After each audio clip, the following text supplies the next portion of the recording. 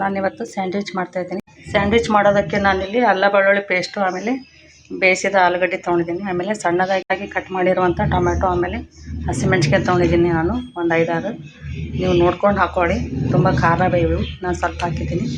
ಆಮೇಲೆ ಹೆಚ್ಚಿಟ್ಟಿರುವಂಥ ಕೊತ್ತಂಬರಿ ಸೊಪ್ಪು, ಕರಿಬೇವು, ಆಮೇಲೆ ಒಂದು ಸ್ವಲ್ಪ ಕ್ಯಾರೆಟ್ ತುರಿದೆ ಇದೆ. ಆಮೇಲೆ ಈರುಳ್ಳಿ ಸ್ವಲ್ಪ ಜಾಸ್ತಿನೇ ತೊಗೊಳ್ಳಿ. ಬ್ರೆಡ್ ತೊಗೊಂಡಿದ್ದೀನಿ ನಾನಿಲ್ಲಿ ಸ್ಯಾಂಡ್ವಿಚ್ ಮಾಡೋಕ್ಕೆ.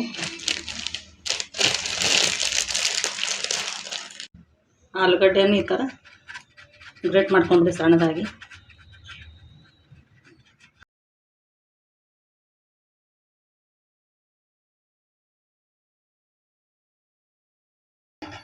ಬಾಣಲೆಯಲ್ಲಿ ಆಯಿಲ್ ಹಾಕೊಳ್ಳೋಣ. ಇದಕ್ಕೆ ಅರ್ಧ ಸ್ಪೂನ್ ಆಗುವಷ್ಟು ಸಾಸಿವೆ, ಒಂದು ಅರ್ಧ ಸ್ಪೂನ್ ಆಗುವಷ್ಟು ಜೀರಿಗೆ,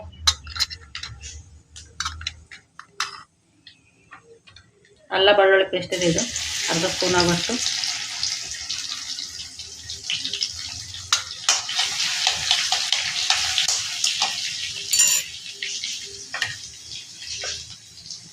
ಇದಕ್ಕೆ ಸಣ್ಣದಾಗಿ ಹೆಚ್ಚಿರುವಂಥ ಮೆಣಸಿನ್ಕಾಯಿ ಹಾಕೊಳ್ಳೋಣ.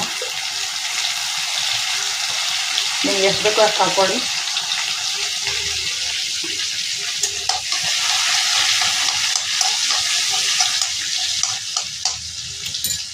ಹಾಗೆ ಸ್ವಲ್ಪ ಕರಿಬೇವು ಹಾಕೊಳ್ಳೋಣ. ಅದಕ್ಕೆ ಸಣ್ಣದಾಗಿ ಹೆಚ್ಚಿರುವಂಥ ಈರುಳ್ಳಿ ಹಾಕ್ಕೊಂಡಿದ್ದೀನಿ. ನಾನಿಲ್ಲಿ ದೊಡ್ಡ ಗಾತ್ರದ 4 ಈರುಳ್ಳಿ ತೊಗೊಂಡಿದ್ದೀನಿ.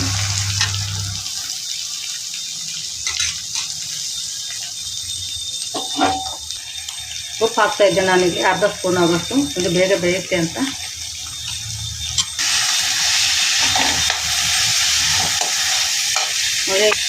ಹಾಗೆ ಇದಕ್ಕೆ ನಾವು ಕ್ಯಾರೆಟ್ ಹಾಕ್ಕೊಂಡ್ಬಿಡೋಣ, ತುರಿದಿರುವಂಥ ಕ್ಯಾರೆಟ್.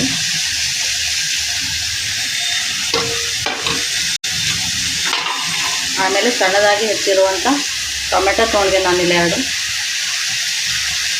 ಬೇಯಿಸಿರುವಂಥ ಆಲೂಗಡ್ಡೆ ಹಾಕ್ತಾಯಿದ್ದೀನಿ. ಇದಕ್ಕೆ ಎಲ್ಲವನ್ನು ನಾವು ಚೆನ್ನಾಗಿ ರೋಸ್ಟ್ ಮಾಡ್ಕೊಳ್ಳೋಣ. ಕ್ಯಾಪ್ಸಿಕಮ್ ಇದ್ದರೆ ಹಾಕ್ಕೊಳ್ಳಿ, ಅದನ್ನು ಚೆನ್ನಾಗಾಗುತ್ತೆ ಅದಕ್ಕೆ.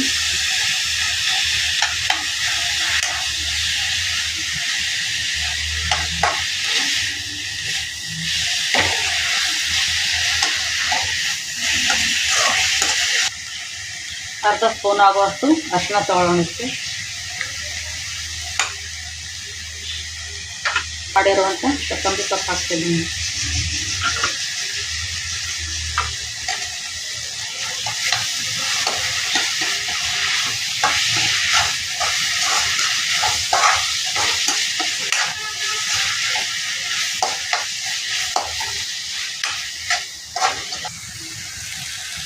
ಹುರಿದಿಟ್ಟಿರುವಂಥ ಧನಿಯಾ ಆಮೇಲೆ ಜೀರಿಗೆ ಪೌಡರ್ ಇದೆ, ಇದು ಅರ್ಧ ಸ್ಪೂನ್ ಹಾಕ್ತಾಯಿದ್ದೀನಿ ಮಸಾಲೆಗೆ.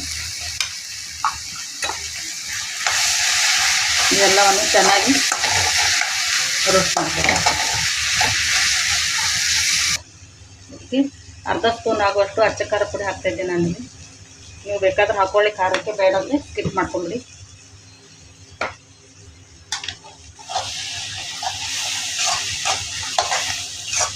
ನೋಡಿ, ಇದು ಇವಾಗ ಇಷ್ಟಾಗಿದೆ.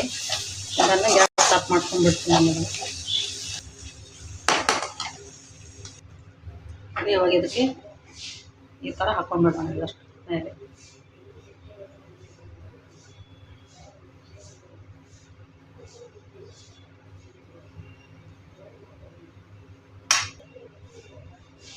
ಈ ಥರ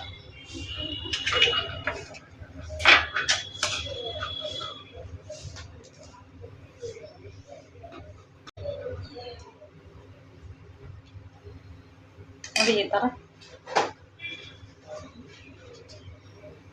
ಹಾಕೊಂಡು ಇದಕ್ಕೆ ಮೇಲೆ ಒಂದು ಸ್ವಲ್ಪ ತುಪ್ಪ ಹಚ್ಕೊಳ್ಳೋಣ. ಬಟರ್ ಇದ್ದರೆ ಹಾಕ್ಕೊಳ್ಳಿ ನೀವು, ತುಂಬ ಚೆನ್ನಾಗಿ ಫ್ಲೇವರ್ ಬರುತ್ತೆ ಸ್ಯಾಂಡ್ವಿಚ್ಚಿಗೆ. ಈ ಥರ ಎರಡು ಕಡೆಗೂ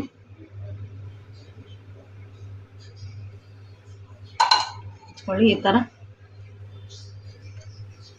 ನಾನು ಸ್ಯಾಂಡ್ವಿಚ್ ಮಷೀನ್ ಇದೆ, ಈ ಥರ ಎರಡು ಇಟ್ಕೊಂಡ್ಬಿಡೋಣ.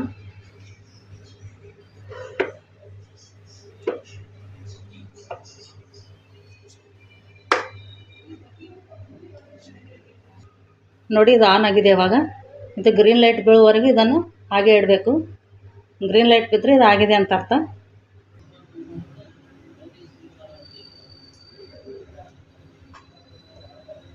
ಈ ಥರ ಎಣ್ಣೆನೂ ಹಾಕ್ಕೋಬೋದು. ನಿಮಗೆ ಯಾವ್ದು ಇಷ್ಟನೋ ನೀವು ಅದನ್ನು ಹಾಕ್ಕೊಳ್ಳಿ. ಈ ಥರ ದೋಸೆ ತವ ಮೇಲೂ ಈ ಥರ ಮಾಡ್ಕೋಬೋದು.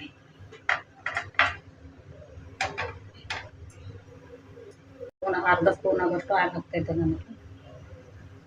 ಆಯಿಲ್ ನೀವು ಬೇಕಾದ್ರೆ ಹಚ್ಕೋಬೋದು, ಬೇಡಾದರೆ ಬಿಡ್ಬೋದು, ಹಾಗೇನೂ ಮಾಡ್ಕೋಬೋದು.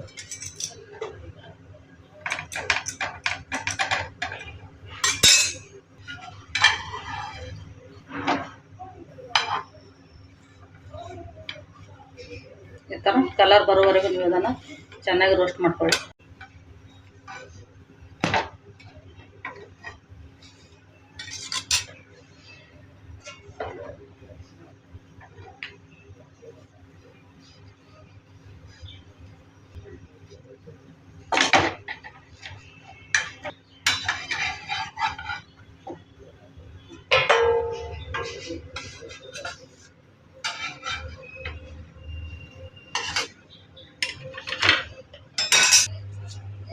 ನೋಡಿ, ಇದು ಆಗಿದೆ. ಇವಾಗ ಗ್ರೀನ್ ಲೈಟ್ ಬಿದ್ದಿದೆ. ಇದನ್ನು ತೆಕ್ಕೊಳ್ಳೋಣ.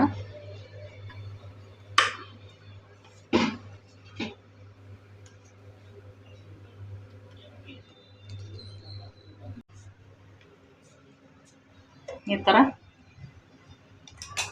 ಮಸಿನ ಮೇಲೂ ಮಾಡ್ಕೋಬೋದು, ತವೆ ಮೇಲೂ ಮಾಡ್ಕೋಬೋದು. ಈ ಥರ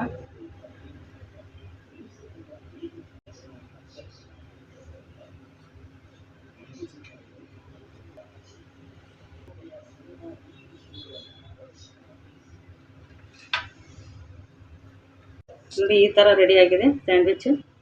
ನೀವು ಬೇಕಾದರೆ ಇದಕ್ಕೆ ಸಾಸ್ ಜೊತೆ ಸರ್ವ್ ಮಾಡ್ಬೋದು. ನಾನಿಲ್ಲಿ ಶೇಂಗಾ ಪುಡಿ ಜೊತೆ ಸರ್ವ್ ಮಾಡಿದ್ದೀನಿ. ನೋಡಿ, ಈ ಸ್ಯಾಂಡ್ವಿಚ್ ಮಾಡೋ ರೆಸಿಪಿ ತಮ್ಮೆಲ್ಲರಿಗೂ ಇಷ್ಟ ಆದರೆ ಒಂದು ಲೈಕ್, ಕಮೆಂಟ್, ಶೇರ್ ಮಾಡಿ. Thank you.